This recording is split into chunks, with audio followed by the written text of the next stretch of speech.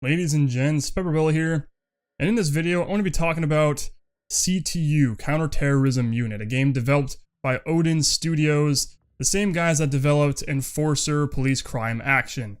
Now, if you guys aren't familiar with the studio and its past, Enforcer Police Crime Action was a game that actually had interesting concepts, interesting ideas, but just fell flat on its face in its actual execution. And unfortunately, CTU seems to have fallen prey to the exact same problem. The game wants to be a spiritual successor to SWAT 4. It wants to look nearly identical to it, but it lacks many of the features that SWAT 4 actually has. In fact, you could pretty much say this game is a SWAT 4 light. It has minimalistic gadgets and equipment you can actually select and use. Like, there's no more breaching. You can't breach any of the buildings, any of the doors. It's purely lockpicking and then just entering that way, throwing a flashbang, throwing a gas grenade, or throwing a stun grenade. It's pretty much similar to SWAT, just again lacking many features. Looking at the graphics and the animations, they're kind of a joke. They're like horrendous looking, to be completely and brutally honest. However, I'm an individual that can look past graphics and animations if the gameplay is sound. And a perfect example of this would be Due Process. Due Process was a game that was blocky like Minecraft, but looking at the actual gameplay and the concept and the execution, it looked like a really fun and immersive game despite that fact. So I was going into this game with the expectations that, yes, it's not going to look visually appealing, it's going to look kind of, not high-end, not AAA studio in terms of animations. The environments themselves aren't too bad, but it's just the animations, when you watch them walking around and navigating, it just looks really, really just jarring and just completely fake and kind of takes you out of the immersion. But again, not that big of a deal, so long as the gameplay itself is sound. Now, of course, this begs the question, is it? Is it sound? Does it make noise? Is it like a bell? Or is it like a fart? Which means it's just a failure and stinky execution in terms of gameplay.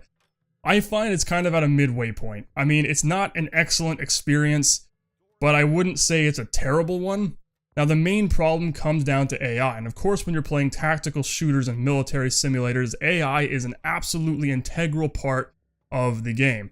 Now, when I was playing this, I've encountered many issues where the AI just don't know how to navigate pathways. They get stuck in doorways, I have to constantly ram into them to set them free because they're just too dumb to figure it out. Or they have problems engaging the enemy from outside hallways. They get the angles wrong and they end up lighting up the entire door frame. Like, it's just, there's plenty of issues in that regard that may have been addressed in the recent patch that has come out. I have not tried the game since that patch was released, so I have no idea whether or not those issues were actually fixed. But again, it's just the AI isn't intelligent enough. Another problem I have with the game is the fact that NPCs, the actual suspects and the victims and the civilians, they all spawn in the exact same places. There's no dynamic NPC placement like in SWAT 4. In SWAT 4, you can play the same mission over and over and over again, and it'll always be different because the enemies and the suspects and all the civilians will always be in different places every single time. They may be in the same room, but they won't always be in the same corner. And in this case, they're always in the exact same spot. And it just makes it really easy to go in here and speed run for currency, because that's how this game works. There is currency. You buy equipment and weapons with currency. And another problem I have with that whole idea is the fact that the currency system, although you're not making a lot of money, and that's not the problem itself. It's not the money that's the problem. The problem I have is the fact that you can buy a weapon, but the weapon you had previously equipped suddenly is no longer in your possession and you have to repurchase it. So if I'm using an M4 and I want to buy myself an MP5, I buy myself the MP5, I'm using it. Let's say on my next mission I want to go back to an M4 because stealth is not a priority. I have to buy the weapon again. It just doesn't make any sense. Every single time you switch equipment, you have to purchase it. And then if you want to switch it again, and then you want to reuse that piece of equipment you already purchased, you have to purchase it again. It doesn't make any sense to me why you would have to do this. And in fact, I just find the entire idea of a currency system in a game like this doesn't really make too much sense, because in reality, CTU operators in general, have massive amounts of funding, and they don't have to pay for any of their equipment. They can just get whatever the hell it is they need and want. So paying out of your own pocket to earn money to do this just doesn't really make any sense. Like, I understand the idea, and it's really not that bad, so long as if you purchased it, you had it forever. But the fact that you have to purchase the same equipment over and over and over and over again just doesn't really make any sense to me. Especially when the fact that if you have a flashbang grenade, You don't have to keep purchasing them every time you go on a mission. Once you expend them, right, you still have them. So why do I have to, you know? It's part of me that doesn't really like that whole concept. It's kind of like there's a way you could fix it, and to me, it's just easily making it so when you buy it, you have it permanently. Maybe make it for each individual operator, I'm not entirely sure, but whatever. Another way they do things in this game is the operators themselves when you're actually organizing and creating your team. So this isn't actually a bad idea, and I think it's kind of interesting the way they did it. And in fact, if you probably noticed, all my characters are named the same characters from SWAT 4. So essentially what happens is you recruit new members, and you can have a maximum of 5 team members.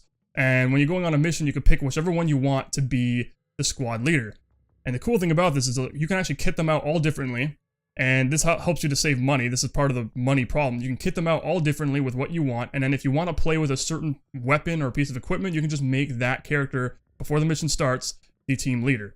And that way you can still diversify your loadout without having to spend more money. Of course, with the fact that the enemies spawn in the same spot, it's really easy just to farm missions, especially that house mission you just saw earlier, really quickly. You can just go in there and spam it over and over and over again, just killing everybody. You don't even have to arrest them, and you'll make a decent payout, and you can do that in less than like 2 minutes, and you just farm that mission repeatedly and repeatedly, and it just kind of takes the fun out of it to me. It kind of makes it feel like I'm playing a game where it's about a grind instead of actually playing the game tactically and focusing on the gameplay itself. That's why I find having currency systems and stuff like that in games that are not really about the grind just makes them feel like they're grindy games, and I don't really like that.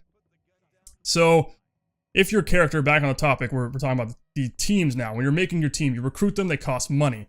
If they die on a mission, they are dead permanently, even if you quit halfway through the mission. So if you're kind of rolling around, you get shot, you die as the character you're playing as, and you back out of the mission, well, tough luck. That character is still dead. You just consider it a mission abort, and you have to go in, recruit another member. If you don't have money, then you're pretty much shit out of luck. And when you start the game, you have enough currency to be able to buy at least 2 operators, which is a good thing. And I suggest you do it because having more than 1 operator helps a bit. Although they're not exactly the most intelligent, like I said, the AI is lacking in that department. They don't engage very effectively. They're not quick on the trigger. They're not really aware of their surroundings all the time. Then, you know, it's not, but it's better than being the only one going in there by yourself, which then again, it's not too difficult because even the enemy AI suffers from intelligence. You can just run around and shoot everybody quickly because although the game tries to have it so that you try to arrest suspects instead of just killing them outright because they're trying to, you know, follow in line with SWAT 4, you can just go in there and kill everybody because you are a counterterrorism unit. You're not really a police unit. You're not a law enforcement unit. And counterterrorists go in and kill terrorists. They don't go in there and try to arrest them, especially when there's hostages in the way, and their whole job is to pacify the enemy as quickly and as effectively as possible while preventing civilian casualties if they can. But anyway, I digress. The point is, the AI needs work, and the animations need work, and just in general, the entire game needs work. I was hoping it would be decent, and it is somewhat decent. I mean, I'm not going to say it's a terrible game. I completed the game in about 3 hours, so that goes to show you that there's not a whole lot you can do. There's like 8 missions, I believe. The first 4 are training missions, or is it 5? There's either 4 or 5 or 10. There's either 8 missions or 10 missions, I don't really remember, which half of them are training missions, and then the other half are actual missions, and then when you complete them, you've pretty much experienced the entire game. Now, on the plus side of this, you're probably thinking, well, that's terrible. Why is there a huge lack of content? And I can tell you this, one of the game's strong suits and probably the only saving grace of this game, especially if they're going to continue to improve it in the long run, and I really hope they do, because I mean, there is potential here. The ideas behind this game are actually not bad. The execution is what's bad, but the actual ideas and the concepts are pretty good. But anyway, enough postponing this. The map editor, the level editor more specifically, because you can actually create levels. You're not just going and making maps to run around in and be whatever. You can actually create missions, similar to the way Arma has their whole mission design system. You can actually create the maps similar to a lot of games like Halo 3's Forge or even Far Cry. You can just completely select essentially the map creator I wanted in Interstellar Marines. I was conceptualizing the idea of a map editor for Interstellar Marines to help improve the longevity of it, to be able to create your own missions. And I was talking about this on the forum, saying that, yeah, this would actually be a decent idea. It'd be really neat to see, and I really thought it would be a cool idea. And lo and behold, this fucking game does it. Like, it does exactly what I wanted. And unfortunately, the gameplay and the whole concept, or the whole execution in general, is lacking. But I can tell you that the map editor is really neat. So you can actually completely make buildings, outside foliage, everything. You can do whatever it is you want, and then you can place NPCs around the maps, give them objectives and paths to patrol, and then you can go in there and conduct your own mission. And with full Steam Workshop integration, this makes it really easy for you to actually be able to do whatever it is you want. Now, of course, the level editor is in beta, and some of the features are limited currently, but they're obviously going to continue to develop it. And Steam Workshop isn't entirely set up yet, I don't think. So once all that is actually put into motion, it will be interesting to see that you can create missions very easily. It requires not that much effort. It'll require time because it's a tedious process, and the editor is kind of like a tedious editor, but it's not overly complicated. You can go in there and figure it out in like 5-10 minutes, and then just spend all day making a really cool mission with really cool environments, and just do what you want. Go to your heart's content until you get sick of it, and then just make as many missions as you want, and you have tons of replayability in that regard. But again, dynamic player and NPC placement, I think this is the problem. I think the fact that they have a map editor like that creates that issue, because I don't see how, unless you can place a bunch of enemy spawn points and just make it randomize where they go, which I think would be the better way of doing it, I don't think you'll be able to actually randomize the NPC's locations. So missions, again, can get repetitive. You play it once and you pretty much played it all. Like, there's no way to go in there and do it again. Even though the levels are exactly the same, having the replayability of having different suspects spawning at different ratios and different quantities and with different personality traits and different locations, it just creates unpredictable style of play. And I remember going and playing SWAT 4, it was always that. It was always like, what's going to be this mission? Like, maybe it'll go my way because NPCs will be more willing to surrender, and it's always unpredictable. And in this case, it's extremely predictable, and it kind of takes away that aspect of being a tactical shooter, because that's the whole point of playing a tactical shooter, is to adapt and overcome scenarios, because they're always different. You don't know what to expect. So because of that, you play it more cautiously instead of just speed running through. It's very easy, like I said earlier in the video, to just speed run through, and I've done it countless times in this game. So that's pretty much what I've gathered from 3 hours of gameplay. The multiplayer I have not tried, but then again, there's not a lot of people playing this game. Would I recommend it? It's $15. If you're absolutely desperate for something new, only then would I recommend it, because you can get SWAT 4. There's a lot of other games out there, even Ground Branch right now, which is getting very close to implementing their terrorist hunt game mode scenario and going into early access. I would just hold off. To be honest, as much as this game has nice ideas, in the long run, it's not executed well. And this goes for player movements as well, which I guess I'll talk about. The player movement itself, although the one thing I love about it is that strafing is literally impossible. Like, I'm talking the fast strafe, like when you're strafing back and forth, you literally cannot. It is impossible, and that's one thing I absolutely admire. But as one person on the Steam forums put it, it feels like you're sliding around in a pan filled with grease. Like you're ice skating almost. Like there's not quick responsive movements. There's inertia, but the inertia doesn't feel real. It feels like completely disconnected from what an actual person feels like when you're walking around. And of course, you walk really slow, and then you have a sprint. So it's like, why is the sprint even there? It doesn't make any sense to me. There shouldn't even be a sprint in this game. It should be a faster walk. It should be like SWAT 4, where you have the dynamic movement and you have the stealth, more limited movement, which is basically how things are actually done in the real world. You got dynamic movement, which is basically quick, fast-paced, you're running, dynamic entries kind of thing. You know, you throw a flashbang in the room and you run in quickly. And then, of course, you got slower movement where you're taking your time, being a little bit more stealthy, more cautious, watching your angles and your doorways and your halls and whatever, right? There's a difference there. And nobody sprints in CQB, so why do they even have sprint in this game is beyond me. And I can tell you with 100% certainty that you can absolutely move quickly and shoot decently accurate, especially in close quarters, especially when you're point shooting, all right? I have real world experience in this regard. I mean, even recently, I purchased myself a firearm because I had my firearms license for about a year, so I bought myself an SKS. I tricked it out, upgraded it. If you guys follow me on Twitter, you could see that. I actually have a picture of it on there. And going to the range, like to keep my skills up and keep my skills sharp, and also see how to remember. I can tell you, like, full well that it is entirely possible. Just go online and look at real drills, man. You got people like running all over the place, engaging targets quickly and fast.